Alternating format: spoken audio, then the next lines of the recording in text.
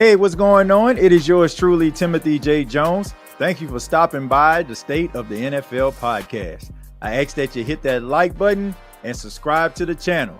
This is a channel where we talk about some of the hottest topics in all of the NFL. Hey, what's going on, sports fans? My name is TJ Jones. Thank you for checking out another edition of the State of the NFL podcast. It's a podcast where we talk about some of the hottest topics in all of the National Football League. And before we get started, I ask that you hit the like and subscribe button. It helps the channel to grow, and I would really appreciate it. On this edition, we're going to be talking about the Chicago Bears and the Chicago Bears quarterback Caleb Williams and new head coach Ben Johnson. Now, as of right now, the Chicago Bears are 0-2, and I'm pretty sure a lot of people are wondering to themselves, how in the world did that happen?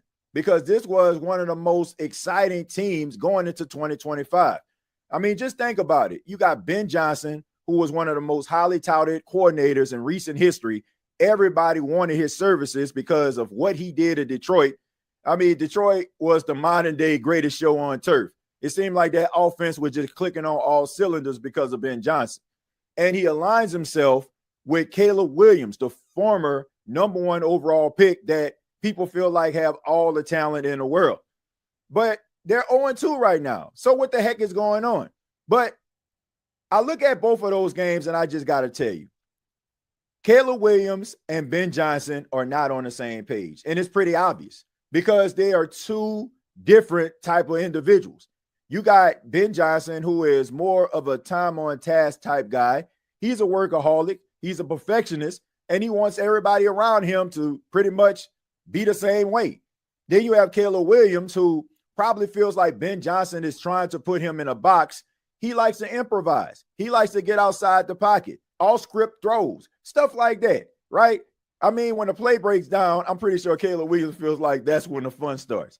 And he has amazing arm talent. I mean, we've seen it throughout the time he's been in the NFL so far. I mean, that Roma Dunze throw that he had when he was rolling to his right, I mean, and he just threw the ball on a rope. Unbelievable stuff. But Ben Johnson doesn't like stuff like that, and he's not used to it. Why? Because you had a quarterback like Jared Goff who isn't looking to run, isn't looking to scramble or roll to the right or roll to the left. If he does, then he's probably trying to run away from a defender, and that's not something that he likes to do consistently. So, of course, that worked out. So how can these two dudes coexist, man? To be honest with you, I have no idea because this is the way I feel. I feel like right now, Caleb Williams' ego is going to mess the entire thing up in Chicago. I said this before, and I'm going to say it again. I have never met or seen a quarterback that conducts themselves like Caleb Williams find success in the National Football League. A part of me feels like this guy is more of a me guy instead of a we guy. And also his body language, man. I mean, sulking on the sidelines, like really wearing his heart on his sleeves. Like you can pretty much know what's going on.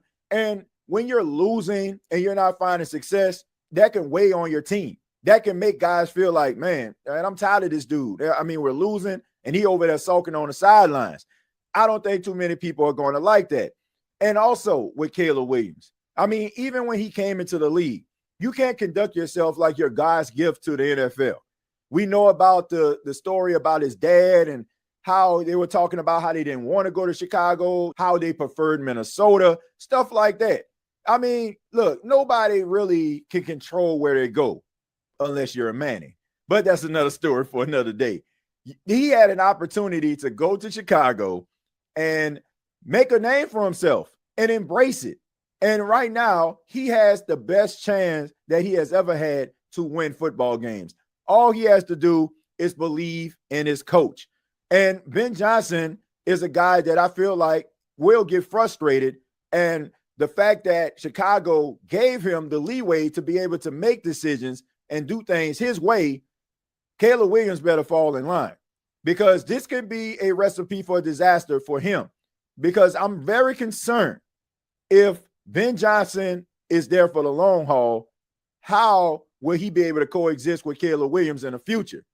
And if they can't, then somebody is going to have to go. He already got benched in the start of the fourth quarter. You can tell Caleb Williams didn't like that after the game. He talked about how he wished he was out there battling with his guys.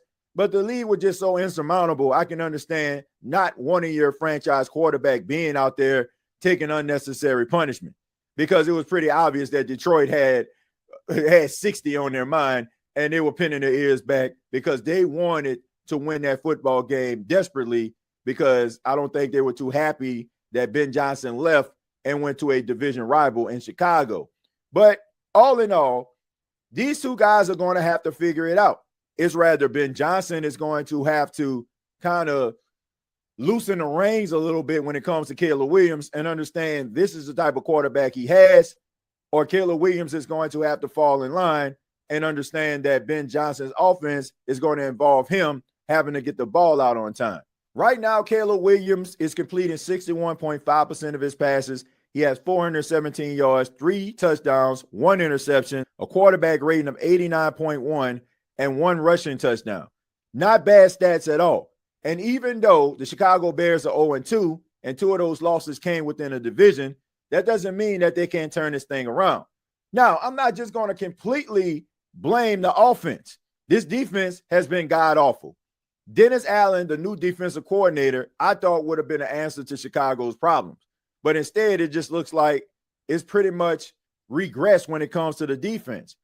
They're going to have to figure it out offensively and defensively if they're going to get themselves on track. But I can tell you right now, if Ben Johnson and Caleb Williams can't coexist, then the 2025 season is going to be over before it starts.